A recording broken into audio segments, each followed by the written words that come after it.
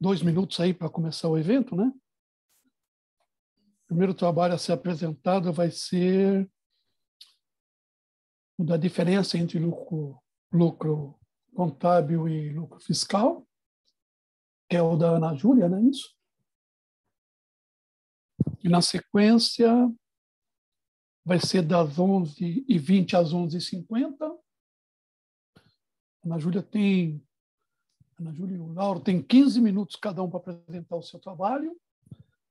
Daí 10 minutos para a gente fazer aqui um debate e depois 5 minutos para quem estiver assistindo, se desejar fazer alguma pergunta.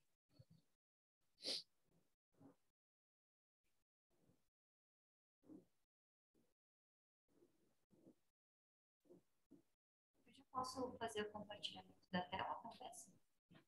Para testar, você.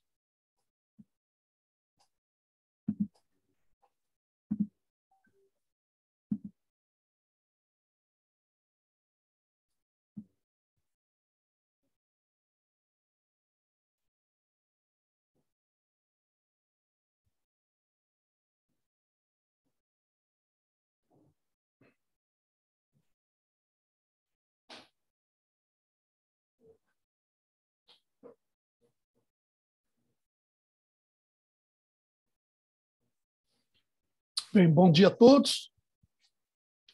Os palestrantes que vão fazer a apresentação dos trabalhos e também àqueles que estão prestigiando nesta sala virtual aqui de 102 a apresentação de dois trabalhos na área de tributos. O primeiro trabalho a ser apresentado trata da diferença entre lucro contábil fiscal, interesses de banqueiros e políticos. Foi elaborado pela Ana Júlia Batistella, Christian Baú Dalmagro e Sadi Mazioni. A apresentação aqui vai ser feita pela Ana Júlia. Então, você está com a palavra, Ana Júlia. Você tem 15 minutos para fazer a sua apresentação. Perfeito. Eu vou compartilhar minha tela então com vocês. Vocês estão conseguindo visualizar? Sim? Sim, estamos vendo. Bem, então, bom dia a todos novamente. Eu sou Ana Júlia Batistella e, juntamente com o professor Christian, o professor Sadi, desenvolvemos o estudo que trata da diferença entre o lucro contábil fiscal, interesse de banqueiros e políticos. Inicialmente, gostaria de trazer uma breve contextualização para vocês em relação à temática do nosso trabalho, né? Que trata, então, da diferença entre o lucro contábil e fiscal, que é justamente o fato que indica o grau de desconformidade do lucro tributável ao lucro societário. Se há, então, desconformidade que for criada a partir das práticas de gerenciamento de resultados, há uma ineficiência informacional da contabilidade. E nesse sentido, se houver, então, interesse no gerenciamento tributário, pode existir por parte das empresas o descumprimento de normas fiscais do país. É bem importante a gente destacar isso, porque são esses fatores e alguns fatores, no caso, que podem estar impactando na forma como as empresas utilizam das práticas contábeis, né? E aí nós utilizamos aqui também um exemplo do Board Interlocking e do perfil dos membros que ocupam assentos no Conselho de Administração. Ou seja, o compartilhamento, né, dos conhecimentos, das experiências entre esses conselheiros de administração por meio do Board Interlocking, ele afeta de formas diferentes os conflitos de agência. E nesse sentido, com esse objetivo, considerando que pode haver essa influência, é que nós objetivamos, por meio do estudo, verificar a influência do Board Interlocking de banqueiros e políticos na diferença entre o lucro contábil e fiscal das empresas listadas na B3. Essa abordagem do Board Interlocking, a abordagem do Board Interlocking, especificando as expertises, ela é recente. Essa métrica, inclusive, que utiliza da lacuna da informatividade contábil ao stakeholder primário, pelo BI, acho que usa o termo BI para designar a Border Interlocking, ela também entende-se como também uma métrica utilizada aí que traz uma certa originalidade para o nosso trabalho. Nós justificamos justamente a importância da pesquisa, buscando também embasamento na legislação, nas mudanças que ocorreram após aí a adesão aí da lei 11.638, né, onde acabou possibilitando uma maior flexibilização no reconhecimento da informação contábil, na evidenciação, e isso acaba fazendo com que a gente tenha aí possibilidade de ter alguns efeitos, né, tributários em relação a essa tendência também de aumento dentro da diferença, né, dos lucros contábeis e fiscais. A gente destaca também fatos que ressaltam o porquê de estarmos fazendo esse estudo, sendo que em alguns casos, os indivíduos, por terem aí, né, experiências distintas, interesses distintos, acabam por buscar aí uma maximização dos próprios objetivos, e isso faz, destaca a relevância que a gente está estudando, né, justamente essa diferença, avaliando se essa diferença entre os lucros ela acontece em função aí, né, de interesses ao fisco, interesses mais distantes e ligados também ao meio societário e assim por diante. Eu coloquei aqui para vocês os pontos chaves do nosso referencial teórico, apenas para destacar os 3 títulos que a gente esteve abordando aí, claro que de uma forma bem resumida, mas gostaria de destacar para vocês que a gente falou um pouquinho então sobre o Border Interlocking de banqueiros e políticos, onde a gente traz essa percepção, então, do que é o Border Interlocking, essa relação, né, essa relação social que acontece entre duas ou mais empresas, onde há esse compartilhamento de membros, né, e também a gente faz a abordagem, então, explicando o porquê da conexão política, o porquê da conexão financeira e assim por diante, né, sendo que a política está justamente ligada quando tem-se membros, né, do governo, enfim, que estejam ligados, né, à política e são acionistas diretos ou indiretos vinculados também aí dentro dos conselhos de administração. E os banqueiros, então, quando nós temos aí também membros ligados aí à área financeira, enfim, bancos, né, que estão também vinculados.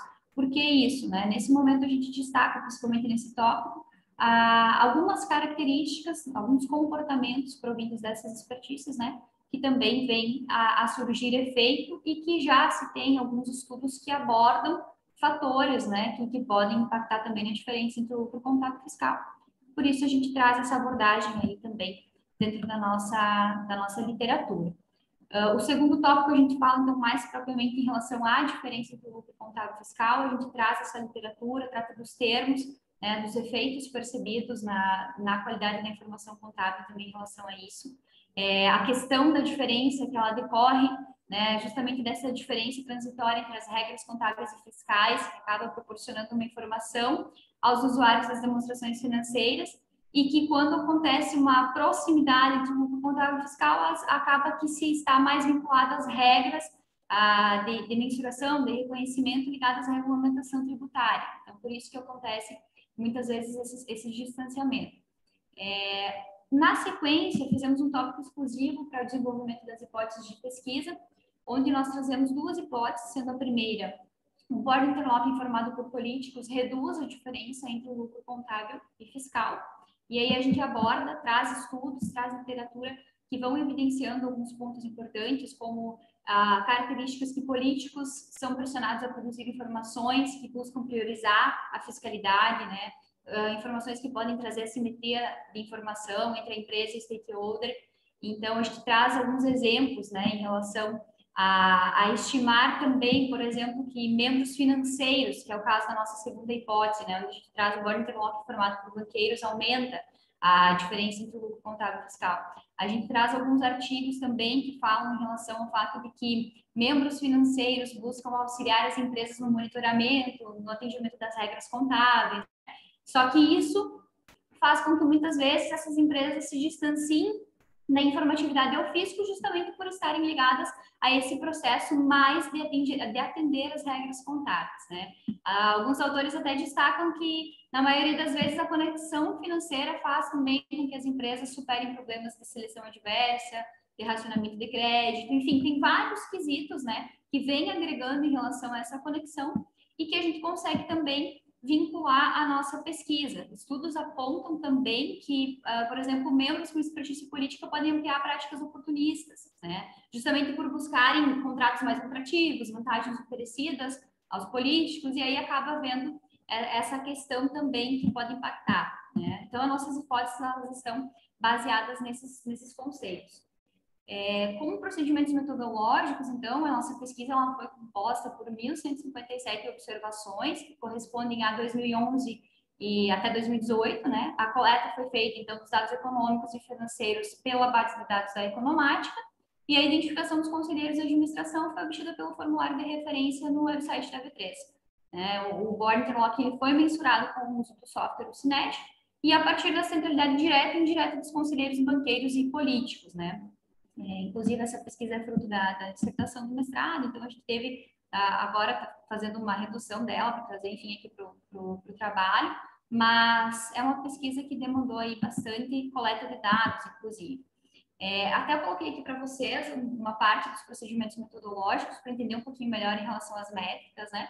As nossas variáveis dependentes, então a gente utilizou primeiro a fórmula, então, evidenciando a diferença entre o lucro contábil e fiscal, onde a gente utiliza das informações despesas tributárias correntes da empresa, lucro antes dos tributos da empresa e total dos dividendos, né? E posterior a isso, a gente fez também um modelo, incluindo, considerando o ETR, né? Onde a gente inclui a taxa efetiva do imposto da empresa, né? Então, também a gente faz esses dois modelos para evidenciar aqui nos procedimentos metodológicos. Como variáveis independentes, a gente destacou ali como que nós fizemos a construção da variável Board Interlock direto e indireto, né? Que seria, então, justamente quando tem essa conexão, esses laços estabelecidos de forma justamente direta ou indireta com as firmas, né? Depois, fizemos, então, a relação do Board Interlock formado por políticos e direto e formado por políticos de forma indireta. Da mesma forma, a variável de proporção, né, dos membros entre os membros do conselho que tinham vínculos políticos, então a gente gerou a variável de conexão política. Na sequência, o mesmo esquema, Board Interlock formado por banqueiros, direto e indireto, e conexão financeira, né? Sempre avaliando ali os currículos dos membros para chegar aí nas informações das variáveis. E também utilizamos variáveis de controle, né? Que tem aí variáveis relacionadas a mecanismos de governança, tamanho do conselho, independência, Big Four, e algumas variáveis também econômicas, aí, market book, retorno sobre ativos, tamanho da empresa, endividamento, enfim. A nossa análise, então, dos resultados, eu trouxe para vocês aqui as nossas principais tabelas. Por meio da estatística descritiva, a gente já consegue perceber o indicador ali de diferença entre o lucro contábil e fiscal, né? Que ele foi constituído pelo resíduo da regressão entre as variáveis de pesquisa. E sendo, então, assim, para ficar um pouco mais claro, os resíduos maiores representam diferença entre o lucro contábil e fiscal, né? E aí, no modelo complementar, com a inclusão da taxa efetiva do imposto, percebe-se que mesmo com a retirada da agressividade tributária, a diferença contábil e fiscal permanece alta. Então, aqui na estatística descritiva, a gente consegue ver os indicadores, a gente consegue observar também 77% das empresas possuem ali, ligações diretas com outras organizações por meio do Board Interlock. 45% delas têm ligações indiretas, né? 38% das empresas possuem banqueiros, né, ligados de forma direta, 11% possuem eles ligados de forma indireta. E também em relação aos políticos, a gente percebe que 41% das empresas apresentam ligação direta entre membros e 9% delas de forma indireta. Então, a gente já vê como há relevância e como há também um fator significativo da presença desses membros nos conselhos, né? Trago para vocês na tabela 5 a estatística da influência do Board Interlock, formado por políticos, a diferença entre o lucro contábil e fiscal, né? Onde a gente consegue perceber primeiramente o teste robust, que foi identificado e foi realizado para testar a influência do Board Interlock. E em relação às características do Board Interlock direto e indireto, não se evidenciou significância estatística, né? Demonstrando, então, que a simples ligação entre os membros do conselho não exerce uma influência sobre a diferença entre o lucro contábil e fiscal.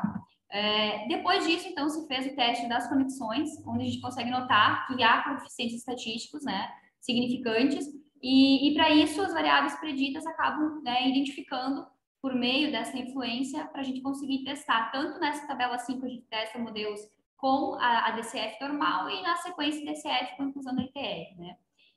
Testou-se o primeiro modelo com a diferença entre lucro contábil e fiscal, né? Onde a gente consegue evidenciar que há uma relação significativa ao nível de 5% entre conexões políticas e a diferença entre o lucro contábil e fiscal. E aí, no modelo 2, que vocês podem estar dando uma olhadinha na tabela também, foi testada a formação política direta e indireta. A gente tem lá descrito na metodologia também como que ela foi alcançada, né? Essa ligação é representada, então, pelos membros, né, com a ligação política, que são compartilhados, e o coeficiente, né, dessa ligação, ele se mostrou significativo e negativo, que nos permite inferir, então, que quando existem membros interconectados de maneira direta nos conselhos, e estes políticos, né, eles passam a diminuir a diferença aí entre o lucro contábil e fiscal. Esse resultado acaba permitindo não rejeitar aí a hipótese H1. A gente tem também indicadores de governança, indicadores que se mostram um tanto quanto diferentes as propostas de governança, mas isso podem estar ligados ao fato de nós termos esse compartilhamento de informações, então a gente não consegue monitorar tanto quanto deveria, né, esses fatores.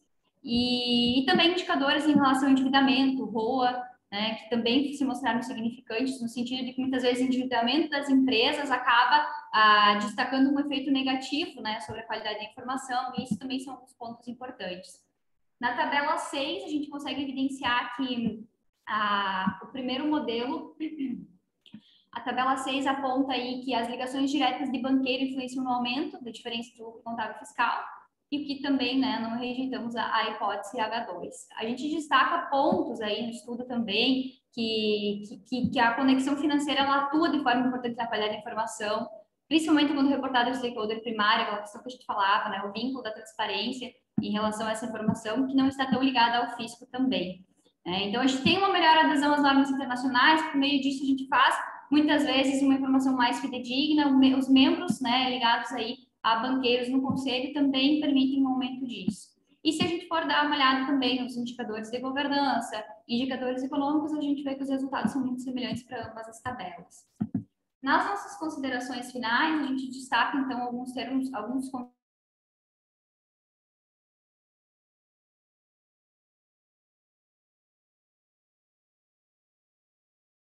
secundários, tendo em vista o interesse do board interlock formado por banqueiros ter sido associado a esse fator. E, por outro lado, o board interlock formado por políticos faz com que a empresa tenha uma preocupação menor com relação à geração de informação qualificada ao stakeholder primário, promovendo foco nos quesitos tributários. Isso já faz com que haja, né, a simetria da informação no ambiente que contempla políticos, no conselho de administração, e os mesmos, quando presentes em outras empresas, compartilham esses fundamentos. E aí a nossa pesquisa vem aí a contribuir também com a questão da teoria da agência, demonstrando que o board interlocking por banqueiros focaliza a contabilidade societária e promove a maximização dos objetivos da empresa, né? A gente traz benefícios também em relação ao âmbito social, contribuindo e evidenciando para os órgãos reguladores essas informações contábeis. E num contexto geral, a gente entende a contribuição do estudo justamente por conseguir evidenciar esses fatores que acontecem na interligação entre os membros. Era isso, muito obrigada. Muito bom. Fazendo um comentário agora a respeito do trabalho, boa apresentação. Na leitura do trabalho, eu observei, então, que o tema seu é relevante, atual, o trabalho está bem escrito, tem um referencial teórico bem robusto, muitas referências, bastante coisa atualizada, então ele está bem embasado. Foi feito o tratamento estatístico adequado, muito bem feito o tratamento. E as conclusões que você tirou do trabalho estão embasadas com esses resultados que você apurou. Eu queria fazer apenas algumas observações aqui, praticamente duas, na página 2, no último parágrafo, onde começa ali, por outro lado, Glasberg, 1987, ressalta que os bancos atuam no Conselho Administrativo de empresas não financeiras. Eu queria fazer uma ressalva aqui, né?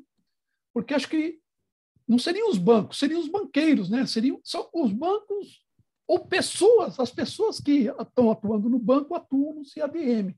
e não o banco em si atua. Então, eu queria reforçar que aqui talvez merecesse uma observação, um ajustezinho aqui. Em vez de os bancos atuam, os banqueiros ou os presidentes de bancos, são as pessoas. Teria que fazer uma indicação aqui de pessoas e não de entidades, tá certo?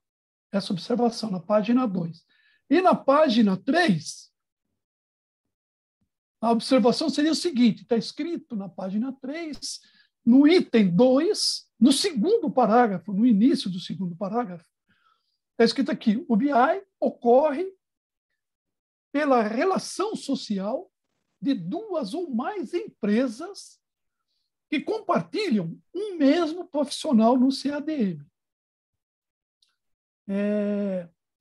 A sugestão aqui que eu daria para esse pedacinho aqui do parágrafo, para esse pedacinho, seria o BI ocorre pela relação social de membros que participam simultaneamente do conselho de administração de duas ou mais empresas. Né? Porque a relação social de duas ou mais empresas, eu chamo a atenção porque a relação social também não é das empresas, são dos membros das empresas. Por isso, essa observação. Então, em vez de relação social de duas ou mais empresas, eu chamaria de relação social de membros que participam simultaneamente do conselho administrativo de duas ou mais empresas. Então, eu queria fazer essas duas observações para fins de contribuir aí com o trabalho. Eu queria fazer uma pergunta para você, Ana Júlia, né?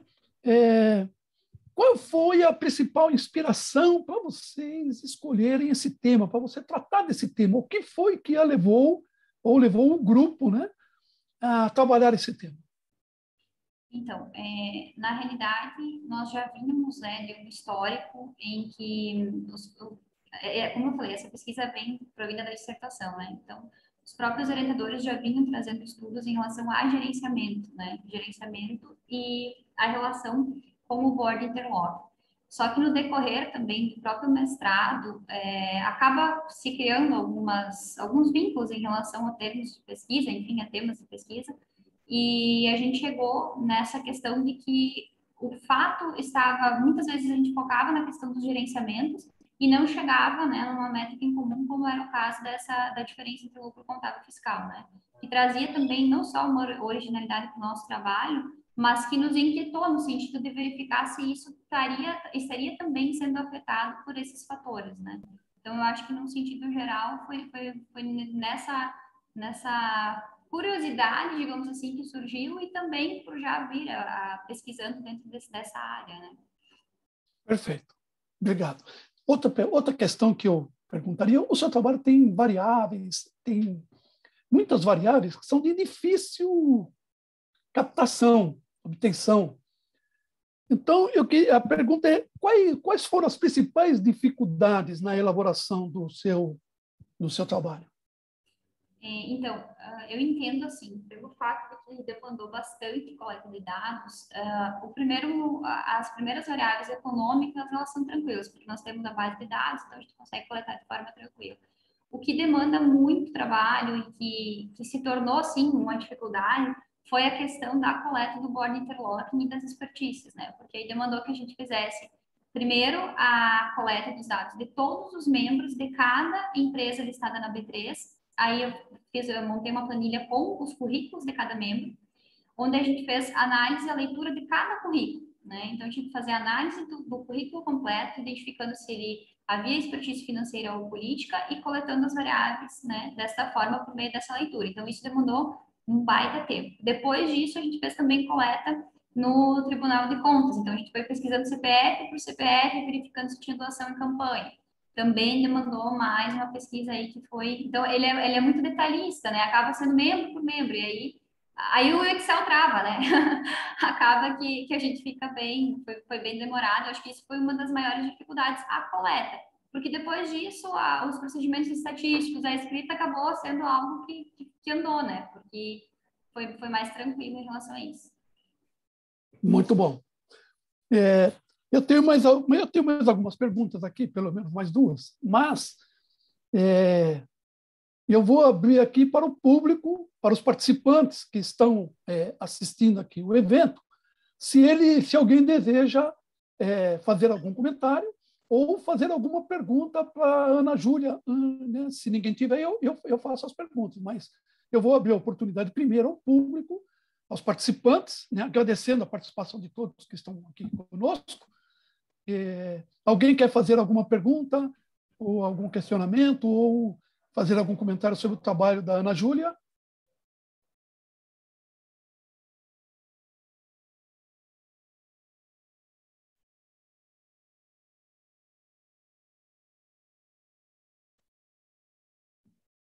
Bem, acredito que não.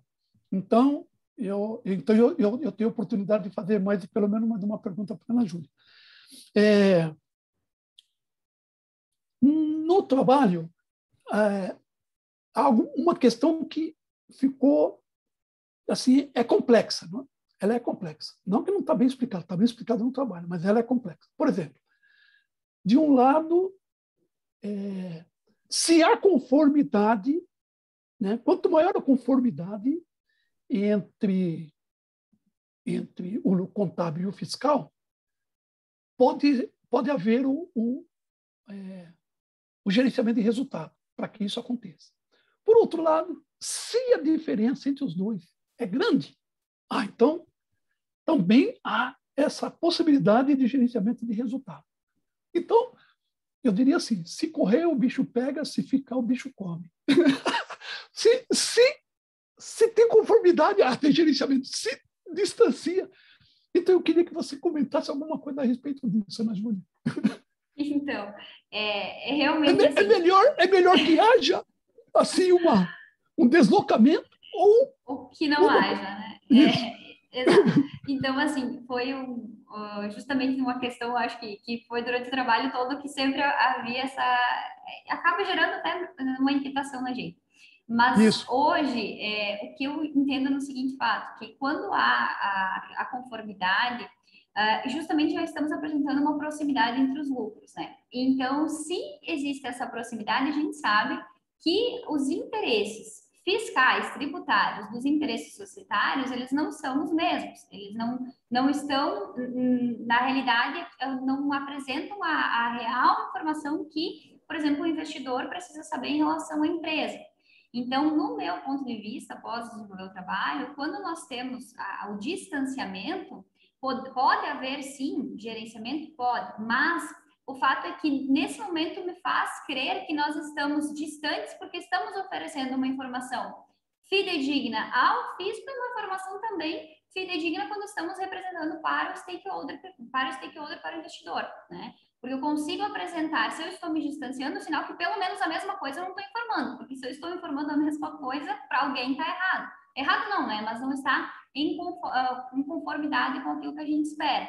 Então, no meu ponto de vista, quando a gente consegue oferecer, quando a gente apresenta esse fato de que existe um distanciamento, pelo menos essa informação não está tão ligada a atender aos conceitos tributários, às regras fiscais e especificamente aquilo, mas também tem um viés ligado a voltar uma informação mais transparente, né? Então, digamos assim, é difícil de explicar, é difícil chegar numa resposta única e definitiva, mas nesse momento, após a realização do estudo, é o que eu entendo, né?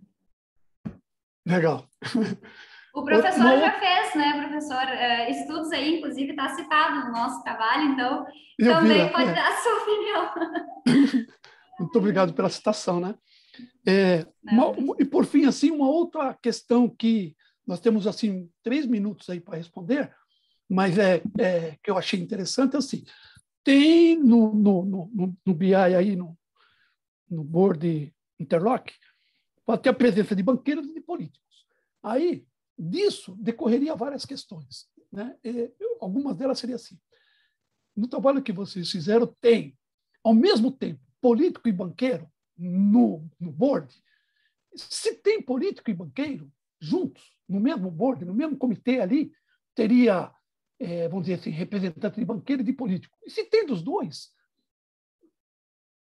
qual seria o maior viés? Se pro lado do ter essa separação ou ter uma aproximação entre os dois núcleos, porque eles têm, né, o trabalho evidencia isso, eles têm interesses diferentes. O político quer uma conformidade maior, o banqueiro quer um distanciamento maior. E se tem dos dois dentro do grupo? Eu não sei se vocês chegaram a ver isso, se isso chegou a ser medido. Eu não consegui ver no trabalho isso. Né? Se não foi, é uma sugestão para você poder pensar a respeito. Mas para a gente conversar aqui sobre isso. E outra coisa é assim, para as empresas, é melhor ter o banqueiro, o político, nenhum dos dois, ou ter os dois. Fala alguma coisa sobre isso, Júlia. Tudo bem. Então, nós chegamos no trabalho da dissertação testar o Born Interlocking social, aonde nós temos, então, não há essa divisão. Porém, nesse caso, nós temos também outras expertises incluídas, que não são só financeiro e político. A gente sabe que, dentre esse hall de membros, vai ter aí, claro, que outras características também. Então, a gente fez esse teste primeiro com o Born Interlocking completo, sem fazer essa divisão, e até a gente não trouxe agora para o trabalho, porque acabava ficando muito extenso, enfim, né, tivemos que reduzir. Onde a gente não percebeu um real fator significativo quando a gente analisou o completo, né? E aí, quando a gente fez a separação, a gente conseguiu evidenciar esse impacto nos comportamentos. Então, talvez, se nós fizéssemos agora, não fizemos, né? Mas talvez se a gente fizesse a junção somente das expertises financeiro e político e testássemos, também seria uma opção, né? Fica até para nossa, como uma sugestão futura. E, desculpa, esqueci a outra pergunta agora. Não, o nosso tempo está acabando aqui. Tá. Mas você focou o principal. Então, eu queria aqui, Isso. finalmente parabenizar, salvo engano, o trabalho de vocês ganhou o prêmio lá da Price. Certo? Isso, então, parabéns! Parabéns pelo prêmio lá ganho. Muito obrigada. Trabalho muito legal, né?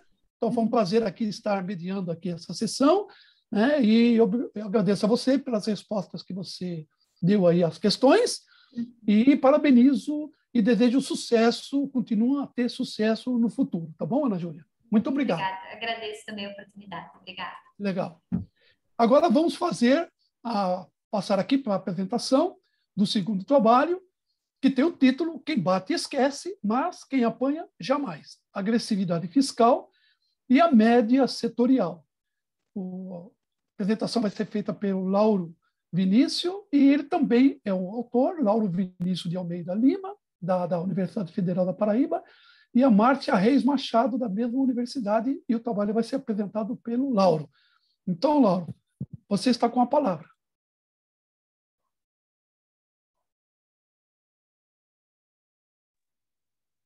Está me escutando agora? Ótimo. Sim. Vamos lá. Quem bate esquece, mas quem apanha jamais. Acabou ficando... Eu vou olhar aqui por causa da tela, tá? Mas saiu aqui. Tranquilo. Vamos lá. O que é que acontece? A discussão do nosso trabalho, ele está pautado em uma parte comportamental no sentido da dinâmica da concorrência, né, das empresas, e que os custos tributários, eles, de fato, são preponderantes em diversos aspectos de decisão da empresa, de onde investir, onde produzir. E, nesse sentido, discutimos no trabalho essa questão de que o gestor ele está sempre ali, além de estar preocupado com seus próprios custos, também ele vai estar pautado ali na concorrência, ele vai verificar, né, procura verificar com a concorrência se ele tem condições ali de competir, né? Então, nessa dinâmica, às vezes ele percebe que a concorrência ele consegue resultados melhores por conta, né, de obter uma redução ali dos seus tributos, e pode ser por diversos fatores, né, incentivos fiscais, condições ali específicas. Todos eles seriam arcabouço, estariam dentro da questão da agressividade fiscal, né, na discussão aqui do nosso trabalho. E aí o gestor, verificando isso, ele também, né, vai tentar, né, modos de reduzir os seus tributos para que ele consiga, né, competir, né? E aí, nesse sentido, a agressividade fiscal ele serve ali, né, dessa forma de instrumento para a competição. E aí, o problema de pesquisa ele está pautado exatamente, né, nesse reflexo dessa sua taxa diferencial efetiva ali, né, no nível de agressividade fiscal das empresas. Então, ele vai olhar qual foi o seu nível ali, né, de tributação em comparação com as demais do setor, né, e isso poderia impactar nas suas decisões para adotar medidas de agressividade fiscal no ano seguinte, né. Então, a amostra aqui foram de empresas estão ali listadas na B3, que foram excluídas ali as do setor financeiro de seguros, né? A gente pegou isso na economática, e o período que a gente analisou foi entre 2010 a 2019. E aí, como medida para verificar a questão da taxa efetiva, né, a gente utilizou, né, duas medidas para analisar, né, a eficácia, a relação entre essas duas aí com o que a gente quer analisar com agressividade fiscal. Então, a gente utilizou a taxa efetiva, né, e a cash effective tax rate, que é a taxa efetiva, né, foi realmente pago, os tributos pagos. Um foram os tributos que estão ali declarados, outros foram efetivamente pagos, né. E aí, essa taxa diferencial efetiva, a gente pegou a taxa efetiva da empresa menos, né, a média que foi obtida pelo setor. E aí a gente tem essa medida de taxa diferencial ali por empresa.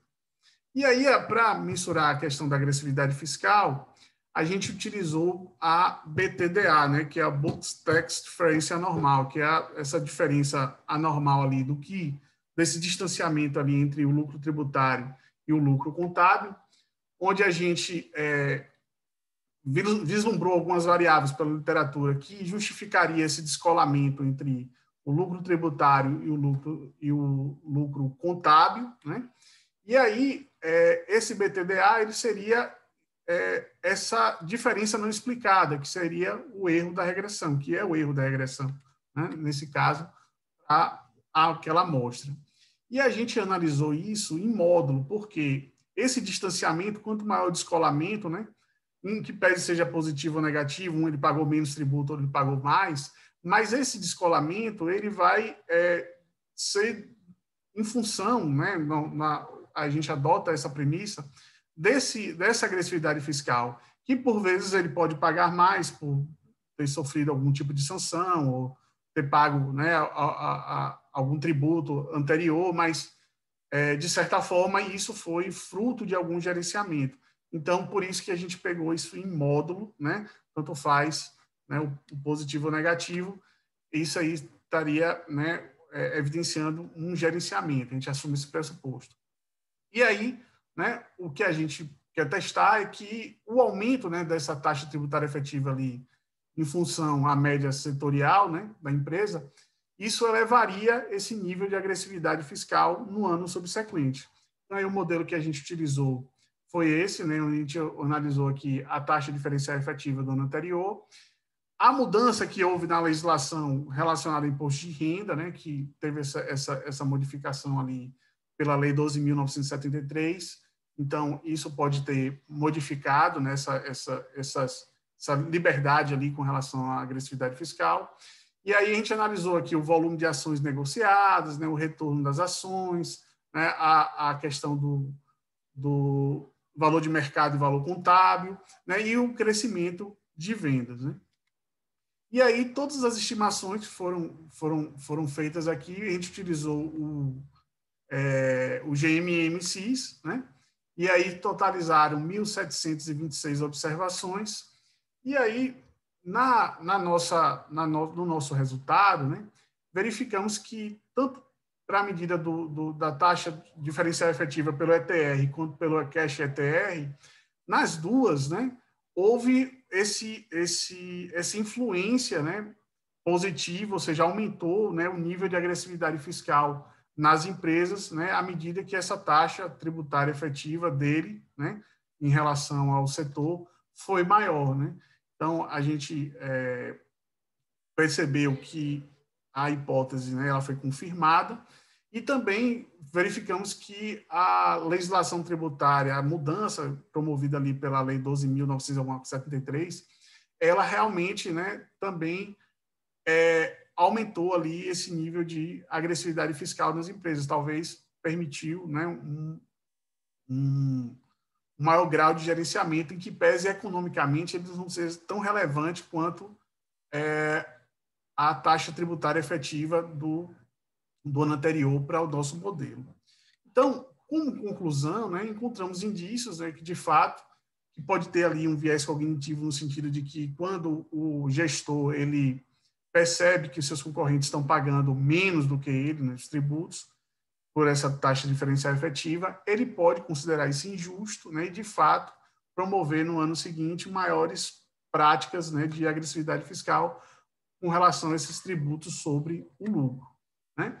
E aí apontamos algumas limitações do nosso trabalho, né? Primeiro, que é a questão da proxy, né, de agressividade fiscal, ela ainda a gente está construindo, de certa forma, existe dificuldade para a gente obter, né, uma proxy efetiva com relação a esse grau de agressividade fiscal, inclusive pela questão, né, do sigilo fiscal, também o que a gente tem dificuldade para separar o que é lisão, o que é ilusão e evasão fiscal. Então, é difícil a gente discutir, por exemplo, até onde vai o planejamento tributário, até onde vai a evasão fiscal.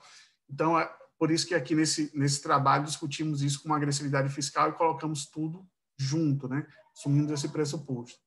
E aí também pode existir algumas relações que não foram abordadas nesse estudo, que, de fato, pode, né, interferir nessa relação, né, inclusive conjuntura econômica, jurídica, política.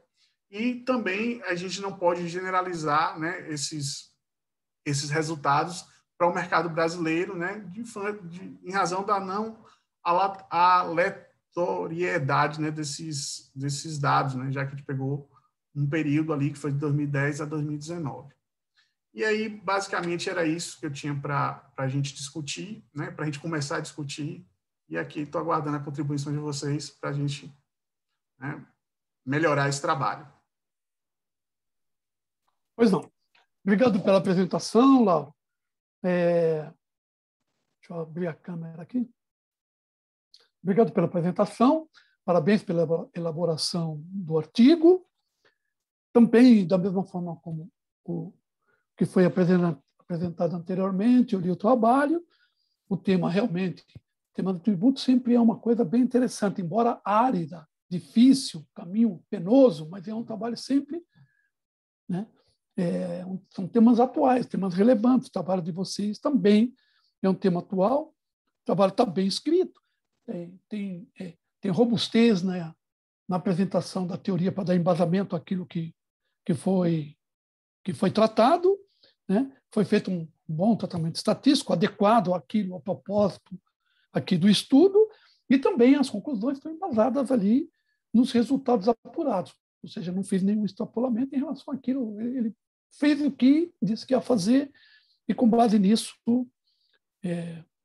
chegou-se a alguns resultados. Da mesma forma, eu perguntaria para você o seguinte: como que veio a inspiração? Antes de perguntar sobre a inspiração, eu queria fazer algumas observações sobre o trabalho, no sentido de contribuir para vocês. Por exemplo, no caso do título, vamos supor que você mande esse trabalho para uma revista. Uma das perguntas, praticamente quase todas as revistas, eu faço avaliação de trabalho para muitas revistas, nacional, internacional, e uma das perguntas é: o título reflete o conteúdo do artigo? Eu lendo isso, eu diria que não, porque quem bate, esquece, mas quem apanha, jamais. É uma coisa, eu entendo que vocês queiram fazer assim, vou fazer uma coisa diferente para chamar atenção, né? Mas isso não reflete, vamos dizer assim, o conteúdo do trabalho, né? Eu diria que,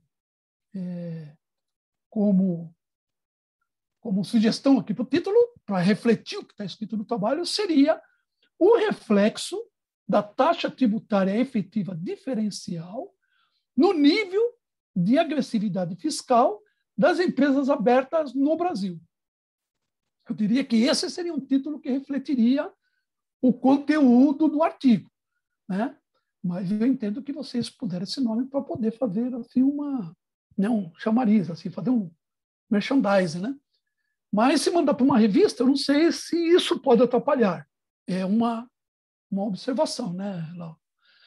No resumo, veja, a pesquisa teve como escopo analisar o reflexo da carga tributária efetiva diferencial no nível de agressividade fiscal das empresas de capital aberto no Brasil.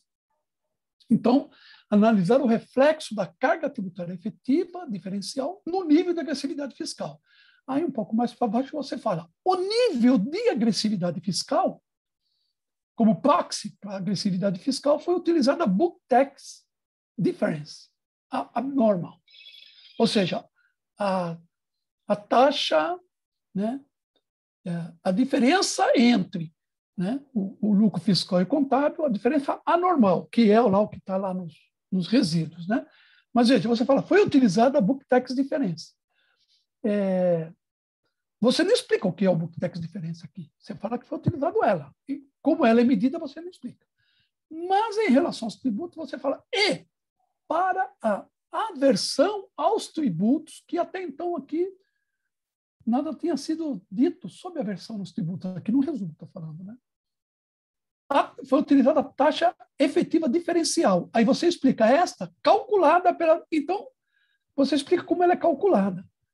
Mas você não falou da aversão dos tributos.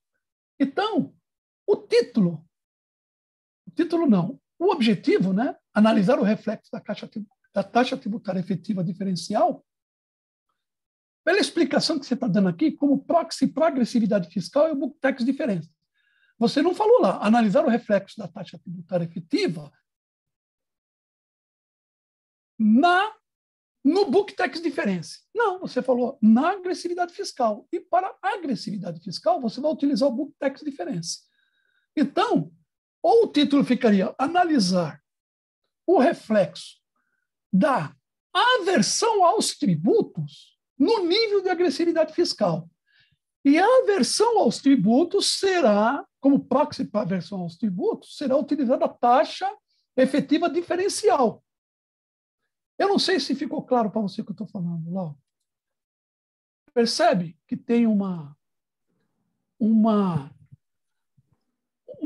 algo aqui que você precisa dar uma analisada. Se o objetivo é analisar o reflexo da taxa tributária efetiva no nível de agressividade fiscal, aí você fala, o nível de agressividade fiscal vai ser medido assim. E o reflexo da taxa tributária efetiva, diferencial, vai ser medida, aí você fala aqui, pela diferença entre a taxa da empresa e a média do setor. Você explica como ela vai ser medida. Mas a agressividade fiscal, a proxy dela é a Book Tax Difference. Então, você podia, veja, para ser coerente, analisar o reflexo da taxa tributária diferencial no BTD, no BTDA das empresas. Aí, o que você está explicando embaixo, eu teria. Então, o BTDA será calculado segundo a fórmula lá não sei de quem. Ou então, analisar o reflexo da aversão aos tributos no nível de agressividade fiscal. Tem que ter um alinhamento entre esse objetivo e o que você pôs embaixo. Depois você dá uma lida nisso com calma, porque isso aí me chamou a atenção. Porque eu falei, mas tem alguma coisinha aqui que pode ser melhorada. Aí, eu vou lá na página 4, deixa eu ver o que eu coloquei aqui na página 4.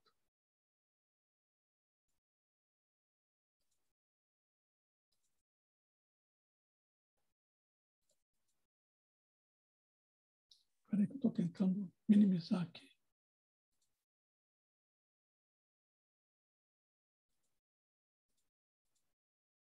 Okay. Página 4.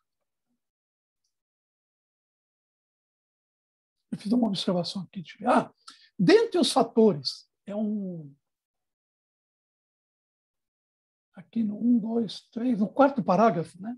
Dentre os fatores que poderiam motivar o adimplemento das obrigações tributárias pelo contribuinte, o Braithwaite apontou 5 atitudes. sendo 2 positivas e 3 negativas. Então, mas essas negativas, ela me parece que elas seriam no sentido não de adimplir, e sim de inadimplir. Então, eu queria que você, depois, você pode dar uma olhada nisso, porque quando ele fala que para motivar o adimplemento, ele apontou 5 atitudes, mas dentre essas 5 atitudes, por exemplo, a resistência, a desvinculação e o playing game, me parece que eles são no sentido não de adimplir, e sim de inadimplir. Então, aqui talvez coubesse um ajuste no sentido de, dentre os fatores que poderiam motivar o adimplemento das obrigações tributárias, o Brian White apontou 2. E para o inadimplemento, ele apontou 3 também, que seriam essas resistências, desvinculação e playing game. Mas é uma questão, depois você dá uma olhada na página 4, para você dar uma olhada nesse contexto aí, para ver se o que eu estou falando tem sentido ou não. Na página 6, você escreveu o seguinte, no último parágrafo: a BTDA é a agressividade fiscal gerada pela agressividade fiscal. Aí ficou, eu não entendi isso aqui, ficou um pouco confuso, entendeu? Isso aqui dá para melhorar. Eu não sei o que significa a BTDA é a agressividade fiscal gerada pela agressividade fiscal. Ficou um pouquinho confuso. E na página 12,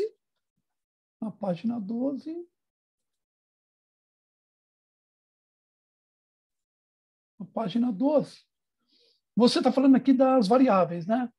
Como resultados constantes na tabela 2, todas as variáveis explicativas, foram significativas.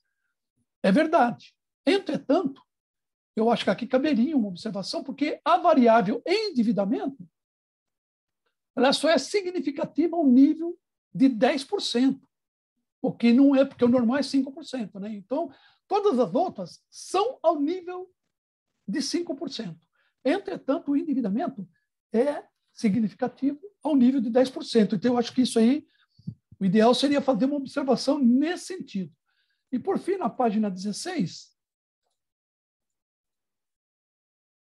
está escrito aqui o seguinte: como resultados da investigação, foram encontrados indícios de existência da aversão aos tributos sobre o lucro nas empresas brasileiras, à medida que, quanto maior foi a taxa tributária efetiva acima da média do setor no ano anterior para as empresas da amostra, maior foi o nível de agressividade fiscal praticado. Mas eu não, talvez seja falha minha, eu não consegui verificar como que eu posso observar isso, que quanto maior foi a taxa tributária efetiva acima da média do setor no ano anterior, maior foi o nível de agressividade fiscal praticado.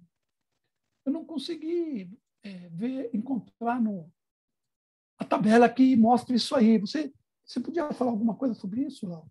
Por favor? Claro, na verdade, não era nem para colocar taxa tributária efetiva, e sim a taxa diferencial, né? Quando tinha a taxa diferencial é que estava mensurando isso, e não a taxa efetiva. A taxa efetiva, quando a gente deduzia da média do setor, aí sim a gente regrediu isso lá. Realmente tem que melhorar esse texto aqui. Isso aqui eu vou melhorar. Tá bom. Razão. Nos demais comentários que eu fiz, você quer falar alguma coisa? Você quer? Sim, o que sucede? A gente tem uma limitação, né? É verdade. E isso, esse trabalho, ele é digamos assim, uma sequela da minha tese. E aí acaba que tem várias discussões que você gostaria de trazer para o artigo, e nesse momento você tem que optar o que é que você vai deixar. Inclusive, Verdade. o que esquece, o que apanha jamais, acabou ficando solto nisso aí. O que queria discutir era que o bater e o apanhar, né, que era o que começa discutindo isso no início do artigo, era com relação a que ele se teria agredido ou apanhava quando ele pagava mais do que o outro, né? Aquele que não pagava, pagando abaixo da média, ele tá ótimo ali para ele. E aí ele não iria esquecer em função disso, aí por isso esse trocadilho. Mas, infelizmente, a limitação de palavras faz com que a gente, às vezes, atropele as coisas, e a metodologia seria interessante manter na íntegra, e é o que tomou quase o artigo todo, né, a metodologia e os resultados, e aí acaba que a gente discute bem pouquinho o que a gente ia discutir com relação ao que tem de teoria por trás de tudo isso, até discussão, o que fica até meio comprometido, assim, quando eu estou trazendo a questão do viés comportamental, e eu nem trago tanto isso para o artigo, que seria importante, né?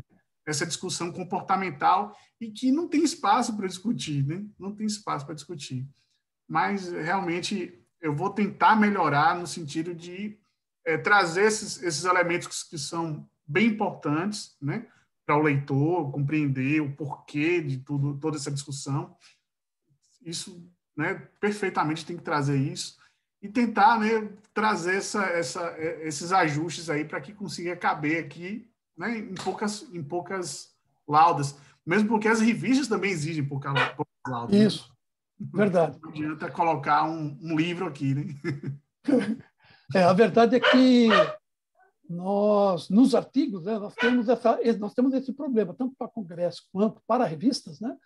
Essa limitação de páginas, e tem tanta coisa que a gente quer inserir, a gente faz o artigo, dá 50 páginas, depois tem que reduzir para 20. Nossa, né? A gente fala, 50 páginas, estou exagerando, mas a gente facilmente chega a 30. Aí tem que reduzir para 20, é 50% quase, né? Um bom percentual. Falar, olha, de 30 para 20, aí vou ter que reduzir um terço, né? E eu tenho que tirar coisas que a gente sofre, o coração bate até acelera, de falar, como é que eu vou cortar isso aqui e tal? E aí prejudica, às vezes, o entendimento, né? Eu compreendo. Isso aí realmente é uma tarefa árdua que nos cabe na hora de fazer o artigo e submeter à revista, né? Mas todas essas questões que eu apresentei, né, não são críticas, né, destrutivas, ou são no sentido de realmente, olha, apontar algumas coisas, porque nós temos essa obrigação de apontar, no sentido de melhorar, né? Então, agradeço a sua compreensão sobre essas questões, porque o sentido aqui sempre é... Eu, por exemplo, apresentava artigos, sempre gostei de receber críticas, porque isso ajuda a gente, né, a melhorar o artigo. Quando a pessoa não fala nada, é sinal que nem leu, né? Então, é bom. Eu li com cautela, porque eu queria contribuir com vocês, né? Então, quais foram, né? Eu vou abrir para o público, para os participantes, ver se eles querem fazer alguma pergunta, né? Se eles não tiverem, eu tenho algumas aqui para fazer. Então, aos participantes, que nós agradecemos, que estão aqui participando e prestigiando aqui a apresentação do artigo do Lauro, vocês, e da Márcia, né? Alguém quer fazer alguma pergunta para o Lauro? Quer fazer algum comentário?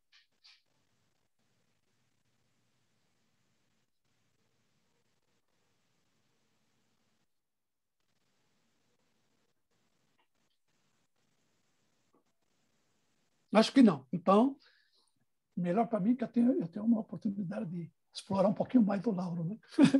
A oportunidade aqui.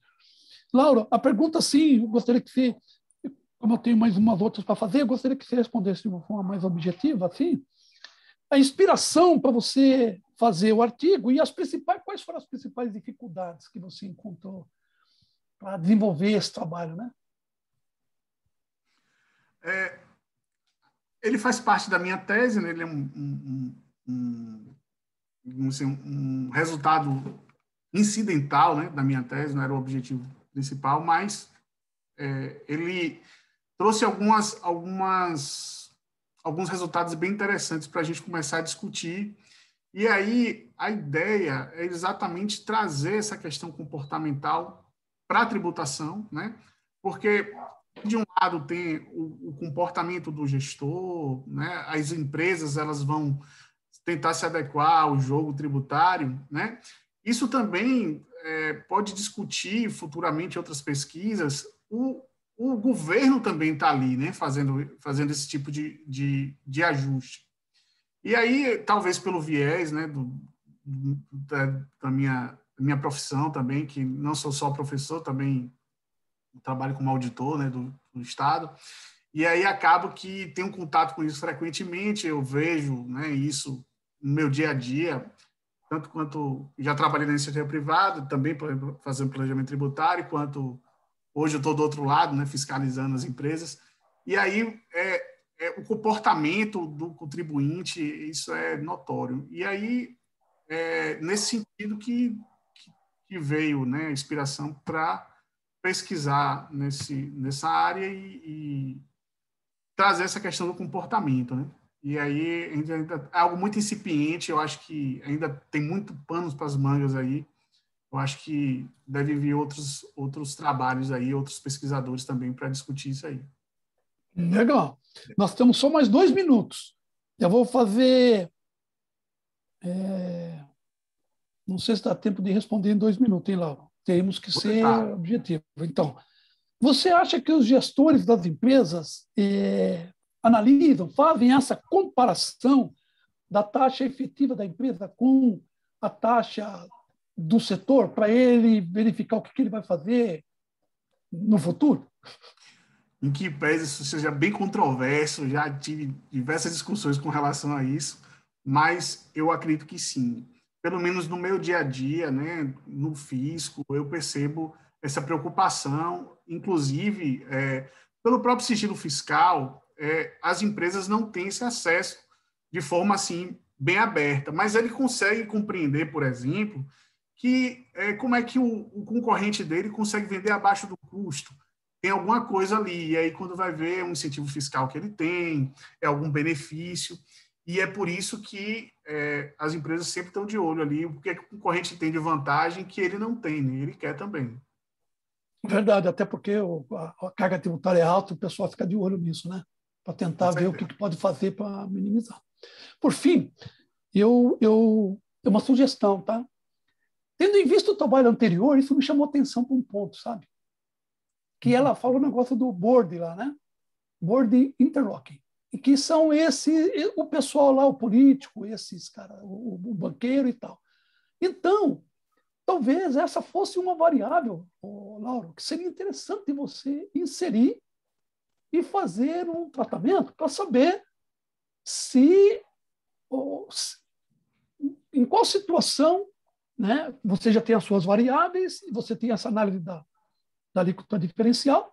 Eu não sei se essa variável do board interlock seria interessante, acho que seria interessante você rodar alguma coisa com essa variável no estudo e ver o que vai dar ali se o camarada for banqueiro, se ele for político, e se isso alteraria alguma coisa, porque se eles afetam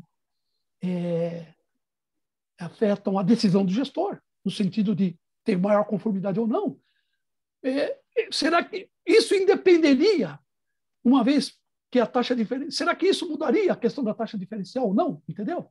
Talvez fosse interessante, né? Então, é uma sugestão para você pensar a respeito. O nosso tempo se esgotou. Lauro e Márcia Reis, parabéns a vocês pela apresentação do artigo, pela elaboração do artigo, né? Muito bem realizado, relevante, muito importante. E desejo, então, mais sucesso para vocês, ainda mais, né? No futuro, para a sua carreira, a carreira da Márcia. E obrigado aqui pela atenção e pela resposta às questões. Quer fazer algum comentário, Márcia? Só agradecer. Tá bom.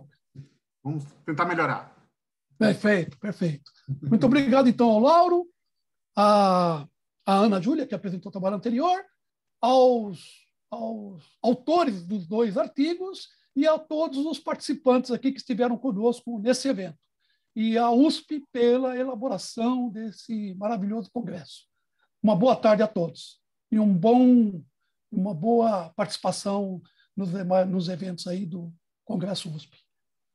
Obrigado. Obrigado também. Até mais. Até mais.